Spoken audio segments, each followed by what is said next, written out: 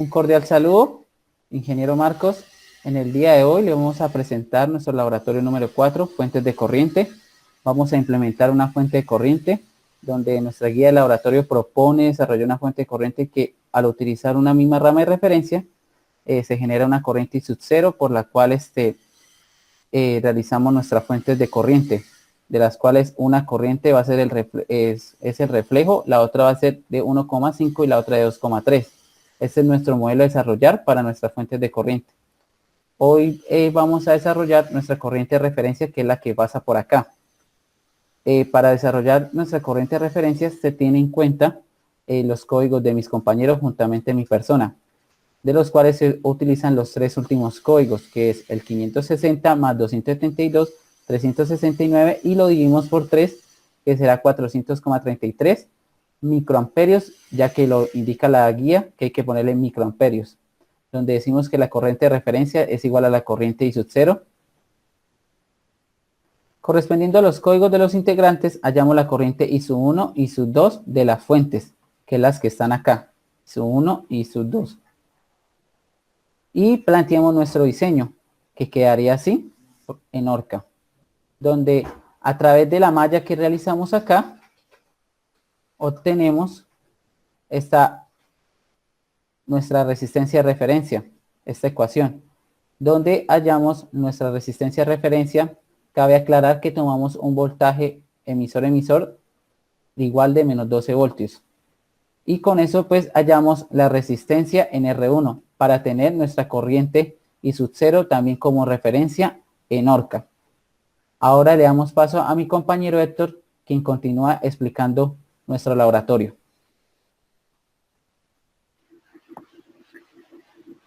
La siguiente fuente de corriente sería la fuente de corriente en donde encontraríamos una corriente I1 que llamamos nosotros, y esta sería 1.5 por I sub 0. Esta corriente la podemos hallar implementando transistores en paralelo, en donde uno de estos sea I sub 0 y el otro sea I sub 0 medios, que es el transistor Q4. Para poder bajar esta corriente, utilizaremos la fuente de corriente Willard, y con esta expresión, en donde N sería el coeficiente de emisión del parámetro interno del transistor. De allí obtendríamos que IQ sub 4 sería igual a N por BT, que es el voltaje térmico, sobre R por el logaritmo natural de IREF sobre IO.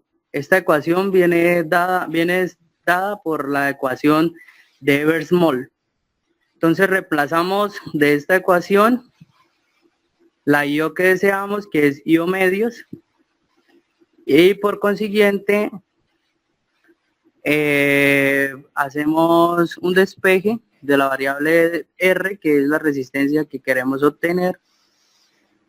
Despejando tenemos R igual a 2 por N por BT sobre IO por LN por 2 por I de referencia sobre IO. Multiplicamos por 2 para eliminar el 2 del denominador. Esta R la llamaremos R1. Entonces la ecuación nos quedará de la siguiente manera, cambiando todo por sus respectivos valores, N igualando la A1 y BT por el voltaje térmico, que es 25 milivoltios, obtenemos el valor de R1, que es 86.572 ohmios.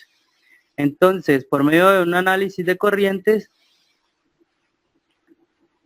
hallamos la corriente I2, que sería la suma de los tres transistores del último ramal, donde sería IQ5, IQ6 e IQ7, porque esta corriente debería ser 2 veces más 0.3 veces la corriente de I sub 0.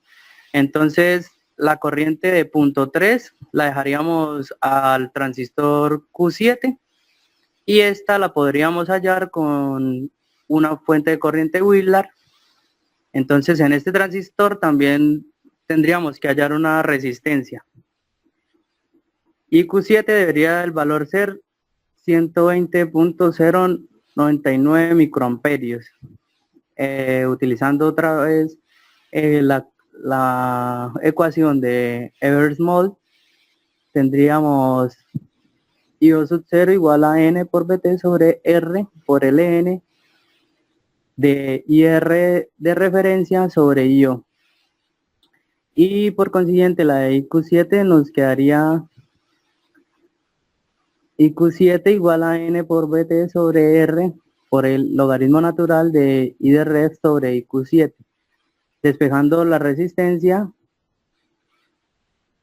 obtendríamos el valor de la resistencia colocando los valores correspondientes a cada uno de ellos, el voltaje térmico y demás, y tendríamos una resistencia RE de 250.620 ohmios. Hallaríamos luego unas resistencias de cargas que nos permitirían ver reflejada la suma de las tres o las dos corrientes en cada una de las corrientes que nos han pedido.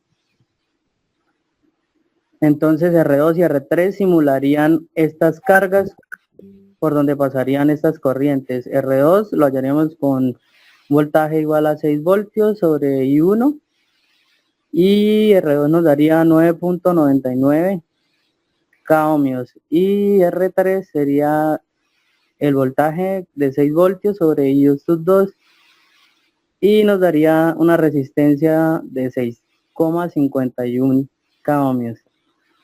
Seguiría nuestro compañero Ríos.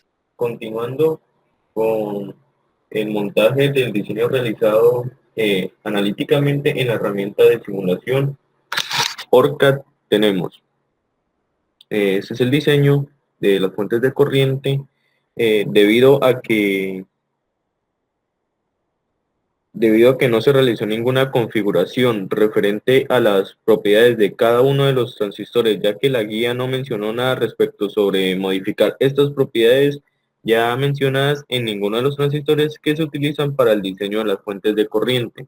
Como vemos, utilizamos 1, 2, 3, 4, 5, 6, 7 transistores y en ninguno se ingresó en la opción de editar PSpice Model para editar ya sea el beta o el valor de la lambda ni ninguna de esas propiedades.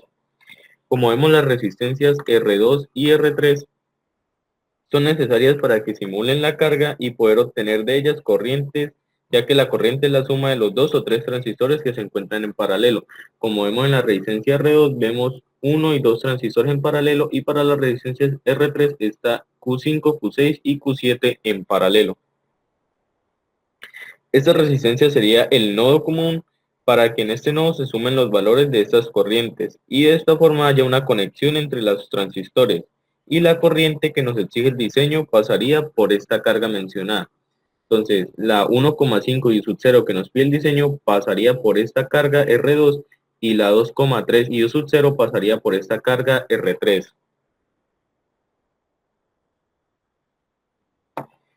La función de la resistencia RE1 y RE2 que pertenecen al circuito equivalente de la fuente de corriente Wheeler, esta carga nos permite obtener la corriente que nos exige la guía del laboratorio al pedirnos un diseño de una fuente, la cual el valor depende de la corriente de referencia de la fuente de corriente espejo, ya que si variamos el valor de estas resistencias, también va a variar el valor de estas corrientes. Por consiguiente, realizamos la simulación en la herramienta de software ORCAD y oprimiendo la opción que nos muestra corriente, obtenemos los valores de las corrientes que hallamos analíticamente, como se muestra en la figura. Pues un valor aproximado. Cuando digo figura me refiero a lo siguiente. Aquí colocamos las corrientes, esta es la opción que nos muestra corrientes, y como vemos los valores nos dan muy aproximados a los valores que nos dieron analíticamente al realizar el diseño con los siguientes valores de las resistencias que mi compañero Héctor ya mencionó cómo las hallamos. utilizando las fórmulas que nos facilita la guía del laboratorio. Gracias.